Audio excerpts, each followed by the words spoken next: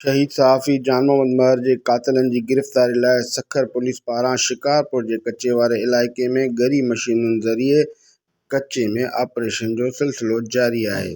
Sukkur police जे तर्जुमान पारां जारी कयल बयान में एसएसपी सखर इरफान समो जो चवणु आहे त शिकारपुर जे कचे वारे इलाइक़े में शहीद सहाफ़ी जान मोहम्मद महर जे क़ातिलनि जी गिरफ़्तारी लाइ पुलिस जो ऑपरेशन तेज़ कयो वियो आहे। शिकारपुर जे कचे वारे इलाइक़े में जारी पुलिस ऑपरेशन दौरान शहीद जान मोहम्मद महर जे क़त्ल केस में मुख्य जवाबदार शेरू महर जे घर खे ड्राहे पट कयो वियो आहे।